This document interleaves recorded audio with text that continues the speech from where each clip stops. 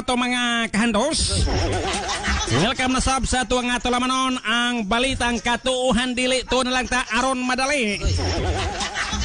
Baik po tres po, nakatutok 24 oras tungod kay wala magkatulog.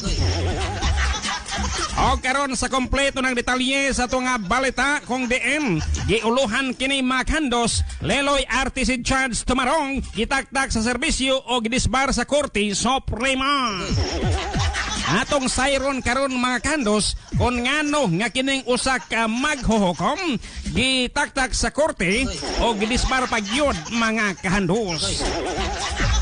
O karon aniana ang kompletong detalye, formal nga gitaktak sa serbisyo o gidisbar sa pagkaabogado sa Supreme Court in Bank si Liloy Zamboanga del Norte RTC Branch 28 Judge Oscar Tumarong tungod sa iyang kalambigitan sa pagbatay sa kaparian niyang hukom niadtong 2019.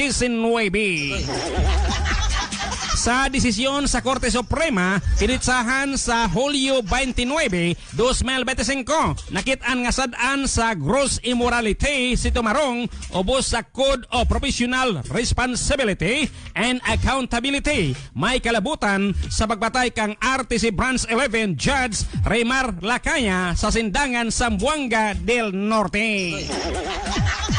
Gipasabot sa korte nga sa panahon sa criminal trial, may testigo ang ed ni Tumarong nga gisugo siya sa iyang amo nga mangita og mga hired killer aron patyon si Judge Lacaya.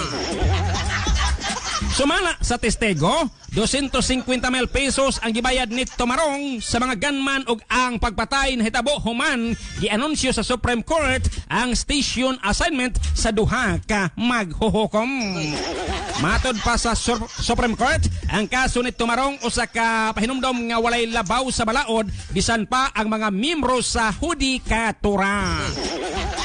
Sa wala pa maabot ang issue sa Judicial Integrity Board o sa Korte Suprema, si Tumarong nasintensyahan na sa Regional Trial Court o reclusion perpetua nga walay eligibility sa parole.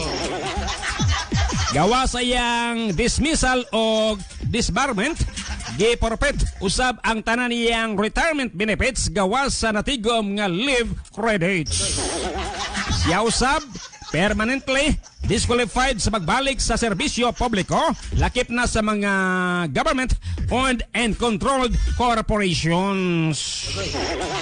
Matod pa sa Korte Suprema ang maong desisyon. Nagpakita sa lig-on nga paningkamot sa hudikatura nga patubagon ang bisan kinsa nga naglapas sa balaod, ilabi na kadtong gisaligan sa paghatag og hustisya sa mga katawhan.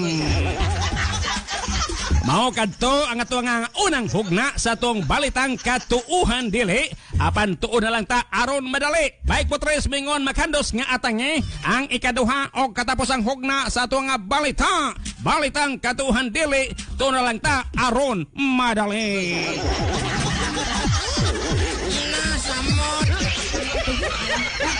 Apan tuon aron madali ang katuguan o dili. Apan